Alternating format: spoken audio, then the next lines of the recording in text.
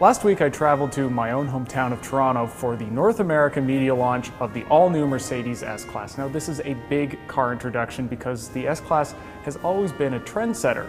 Airbags, stability control, anti-lock brakes, they all appeared for the first time on the S-Class. So where the S-Class goes, usually the rest of the Mercedes brand and sometimes the entire automotive industry follows. So let's take a closer look at what I experienced. From the outside, the S-Class is more imposing than before, especially because of its larger grille. But it's also more curvaceous, picking up a lot of styling cues from the CLS. It looks pretty good, but the interior, that's the bigger story.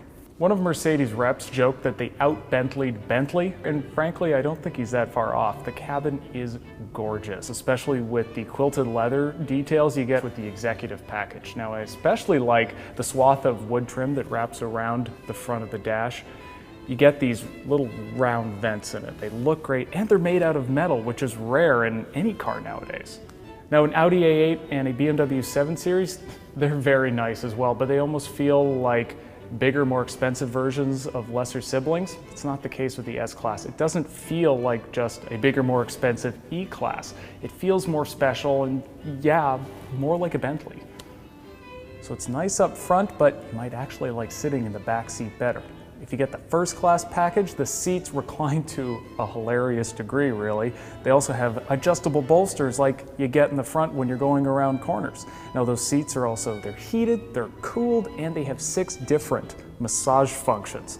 Plus the cup holders are heated and cooled. You have a fold-out tray table like you would just like on an airplane, and you have full command control just like you would in the front seat, along with an entertainment system.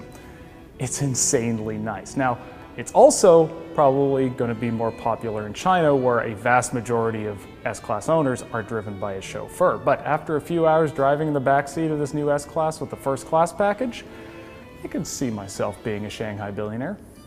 Now, as I said earlier, the S-Class has always been a trendsetter when it comes to technology, and this new one is definitely no different. There are numerous expansions, improvements, and variations of existing technologies. The Comand system, it's been revised and has a giant TFT screen. The armrests, they're heated. The night vision system now picks up animals as well as people, and there are no light bulbs in this car. That's a first. It's entirely LED, and that's something to look for in the future. But the big ticket item is called Magic Body Control. The name's a little silly, but it actually does live up to the magic bit.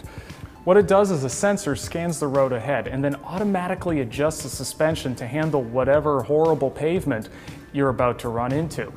Mercedes is initially only launching the S550. Now, it comes with a 4.7-liter turbo V8 good for 455 horsepower, and Mercedes says it'll hit 60 miles per hour in 4.7 seconds. Now, I can't back that up, but I can at least say that it does definitely move. Now, an S63 AMG will be coming as well in the fall, and an S500 plug-in hybrid is in the pipeline as well. The really intriguing version, though, is the European market S300 Bluetec hybrid. That's a diesel hybrid. Now, I got to drive it, and it is torquey. It's also incredibly efficient. That's the point of it. And it's just as luxurious as the S550. I really hope they bring it here to North America. Frankly, it doesn't take long to be massively impressed by this new Mercedes S-Class, and I've really only touched the surface of everything it does and how well it does it. So for a full verdict though, we're going to have to wait to get it on our test track as well as drive it on our usual test route, so stay tuned.